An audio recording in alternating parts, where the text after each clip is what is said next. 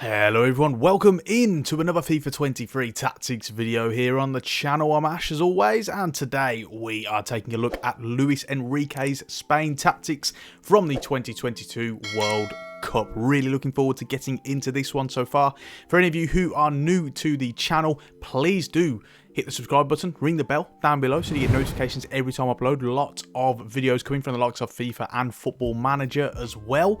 With regards to this video today, what we're going to do, for any of you who are new, we're going to go through the formation and the position changes, which there are a couple. Then I'll talk to you about the tactics, the team tactics, why they do what they do, and then also the player instructions as well. Before we talk about that, can I quickly remind you, if you haven't done so already, check out my Patreon if you want to see the rankings, ratings, strengths, weaknesses, suitable teams to play as for this tactic and all of the other systems that I cover on the channel. Check out my Patreon on there. You'll find the FIFA 23 tactics package as well as lots of other fantastic perks such as behind the scenes videos, exclusive tactics videos that are only on Patreon, Discord server access, early access to videos and a whole lot more. Great way to support the channel if you can afford it. Also check out my gaming podcast, the link to that is down below, covering all things video games along with me and my pal Ash, and check out the links to my Twitter as well. With that being said, let's finally talk about the position changes. So as I mentioned, we do have this 4-3-3 formation. However, with regards to that, you want to naturally pick the 4-3-3 holding, and then you want to make a couple of position changes. First things first is Jordi Alba. You want to change to left wing back from left back. What you're going to notice about him is that when they're in possession, the fullback, or the right back I should say, Carvajal, Azpilicueta, they've switched between the both. We're using Carvajal for the purposes of this video. He's further forward. And he then likes to then get further forward compared to the right back and overlap. And what this is going to do, it's going to help to replicate that. You'll notice him really take an advanced role. I think they've definitely changed that for this FIFA because you'll notice it being more extreme, even better, more effective than what it has been in previous seasons. In addition to that, we've also got Pedri and Gavi, and in this situation, we actually want to boost both of these up to attacking midfield.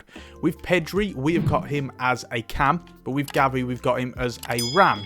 Now, you can't have two cams, so unfortunately, you have to have one or the other. With Gavi as a ram, you're going to enable him to come out wide more. He's going to support Torres because the right back, as we'll talk about a bit later on, doesn't really get forward very often. And doesn't really look to overlap to support attacks. In addition, while we've moved both of these up to attack midfield, is that what happens generally is they often form a bit of a 5, with regards to that attacking line. Those guys will push up and get in line with the likes of Morata and Olmo and Torres. Just before we do get into tactics, just want to say quickly, with regard to the lineup, they've mixed about with Asensio and Torres on the right. Sometimes they've rotated into the middle. Morata's often started on the bench, but then started coming on, and you've seen that to great success. So this is kind of the lineup we opted for in the end. The principles are very much similar. Also, no Rodri in the squad because EA are EA, and I couldn't put him in the squad, even though obviously he's been playing there at centre-back, been starting. So we had to settle for Torres in the end, so that's a little bit annoying.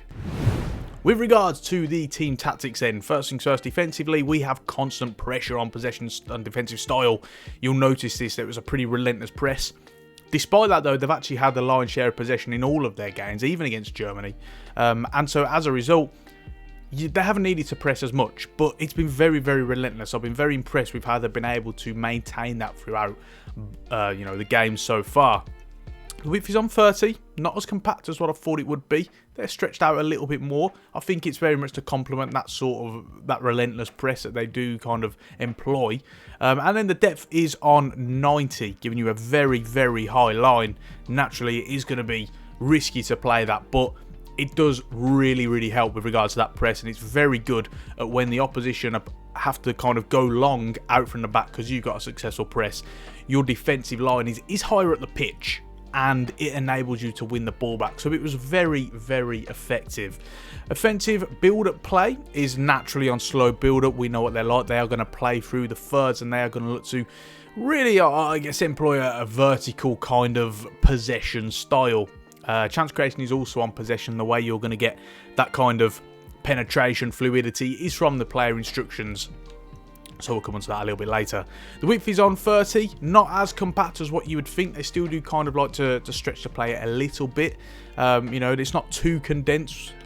And you're not noticing kind of players really squeezing together and forming those 4 or 5 yard passing interchange. They are a little bit kind of more spaced out, so we've got that on 30. Players in the box is on 7, giving you roughly 3 to 4 players in the box. We'll talk more about that when we do come to the player instructions. And then with the corners and free kicks, both of these are on 4. One thing to mention with the corners, they sometimes go for short corners as well, so do try and tinker about with that, see what you can do, see if you can work any of those kind of set piece routines, but not always so. Sometimes they kind of cross it in and we come very close in the gameplay as well. With regards to the gameplay as well, you'll notice, even though I do actually lose this game in the end, I actually had a lot of fun in this game, and that just shows you how kind of enjoyable the system is, because even though I lost, usually that kind of says that I'm not going to enjoy the tactic, usually leads to that. But in this case, I thought the tactic was really fun and we should have won the game. It was really, really enjoyable. So with regards to the player instructions then, starting off with Unai Simon in goal, we've got him on comes to crosses and sweeper keeper. Now, to his detriment, this actually cost us a goal in the gameplay, because you'll notice that he's actually a bit further out off his line, and so as a result he kind of gets looped, or dinked I should say, when he shouldn't really have. But that is the way they play. That is the way you need to play when you are playing such a high line as well. Comes to crosses will help you out immensely. As I always say in these tactics videos, you know, just getting a keeper coming out and relieving that pressure off you is a no-brainer really. With the 2 centre-backs, no changes there. So you don't need to change anything. With the fullback, starting off with Carvajal. Now, obviously, whether it's Carvajal or Azpilicueta, the role is very similar. We've got stay back while attacking, and we've also got inverted.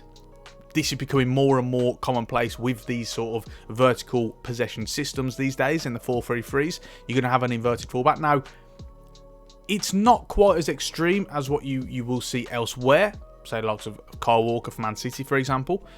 Occasionally, he will still get forward, but not enough to justify changing the roles. If you want him to kind of help out and engage in attacking moves, you've got to kind of drag him forward manually with the ball, or you've got to kind of get him playing 1-2s and running forward with LB and A or L1 and X, and that's what you're going to need to do.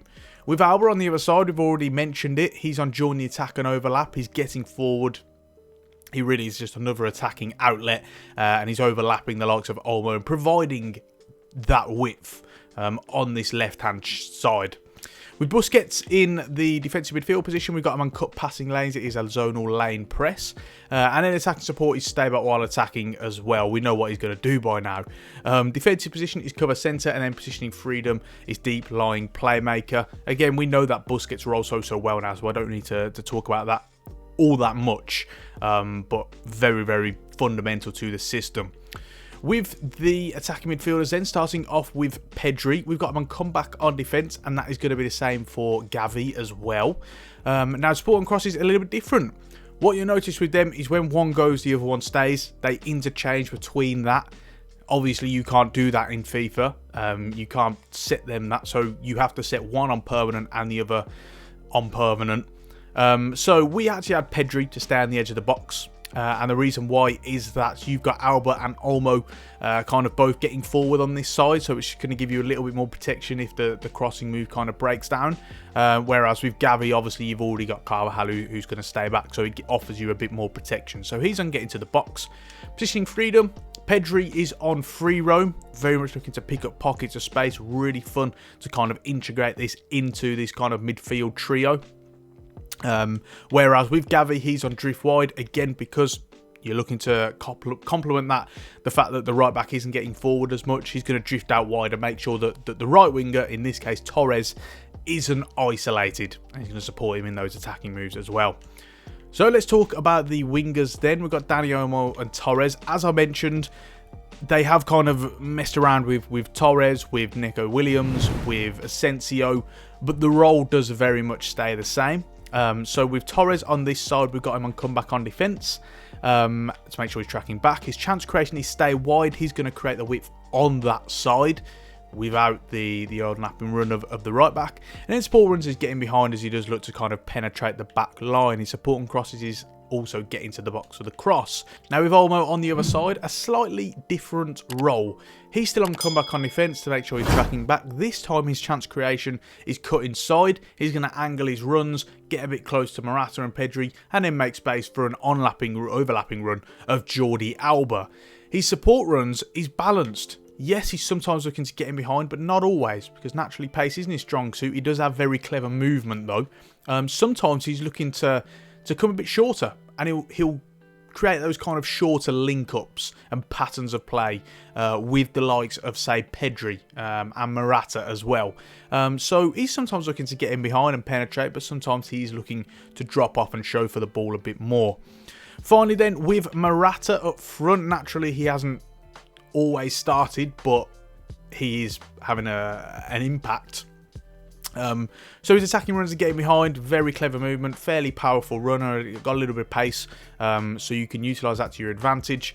Support runs is drift wide, and what you'll notice is something that we've tinkered with in a few videos, the likes of Guardiola's Man City, for example, with Haaland. What you'll notice is, whilst they're not coming out wide to kind of support the fullbacks and the wingers, etc., they're drifting wide because they're looking to run in behind, and what they do is they peel off to try and get away from the centre-back and create space for themselves. But that's what we're looking to replicate here, is that he will often look to kind of run into those half channels and half spaces often when he is trying to run in behind. And finally, his defensive support is on stay forward, as he will act as that out ball for you going forward. So then, that just about rounds it off for this video. If you've got any questions about the tactic, please do let me know. Remember that we are only doing World Cup tactics at the moment whilst the World Cup is on, so please stop asking me for club systems, because you guys know by now we are only doing international tactics at the moment. Make sure to hit the subscribe button, ring the bell to get notifications every time I upload. Don't forget to check out my Patreon if you want to see a full deep dive and breakdown, rankings and ratings of these and all of the other systems that I do cover. Check out my gaming podcast. The link to that is down below. You can get it either the video version on this channel or the links to all of your podcasting apps, and also give me a follow on Twitter. With that note, we're going to go into some gameplay now, so thank you so much for watching if you made it through to the end, and until next time, I will see you soon.